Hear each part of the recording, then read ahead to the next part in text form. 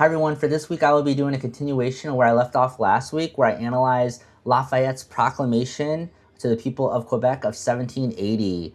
So one of the big questions I wondered is, despite the efforts that the American leaders and French leaders had to convince the people of Quebec to join the American cause, was why didn't these people join the American cause? And I went and looked at a couple sources, one being from Oxford Scholarship and another one being from Project Muse, as well as some other sources I found, one being JSTOR and so on. So looking at the first source, this one's going to be from Oxford Scholarship Online.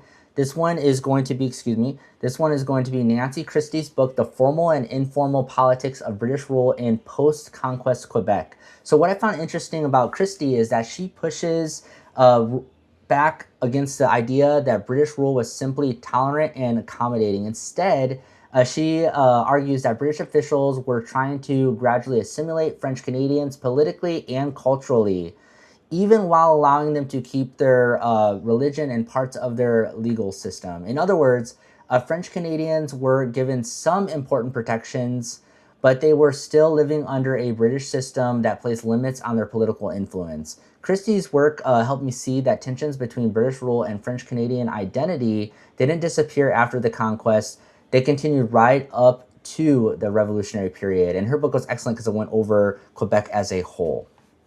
All right, so looking at this next source, this is going to be from Project Muse. It was going to be a book by Alfred Leroy Burt's Old Province of Quebec. So one interesting fact is that this source was red padlocked in Project Muse, but luckily I was able to navigate and find it in Jerry Falwell Library database, which was awesome.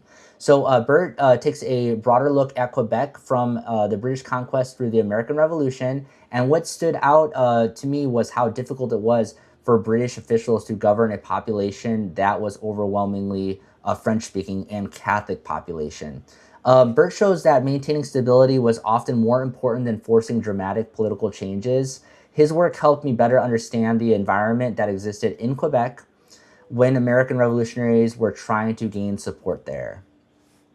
So connection to Lafayette's proclamation. This is where the research really connected back to the previous presentation when I looked at Lafayette's proclamation, which promised protection of religion, property, and traditional rights. At first glance, that sounds like a pretty persuasive message. But after reading these historians, I started to realize that many French Canadians already had those protections under the Quebec Act of 1774. Historians such as Philip Lawson and Vernon Creviston point out that while many Americans viewed the Quebec Act negatively, people in Quebec often saw it very differently.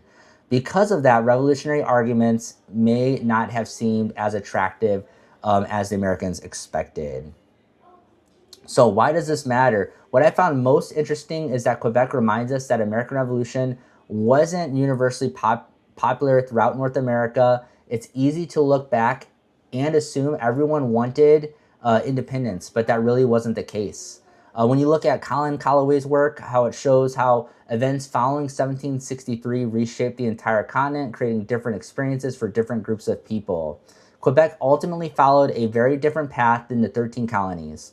The fact that the French-Canadian culture survived and remained distinct under British rule played a major role in shaping what would eventually become modern Canada.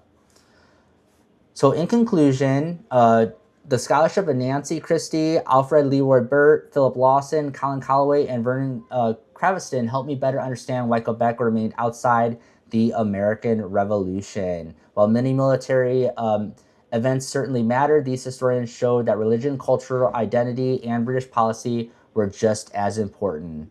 And here are my sources, and you'll see them in the abstract below. Thank you so much, and I look forward to watching your videos and responding as well. God bless you all. Thank you so much.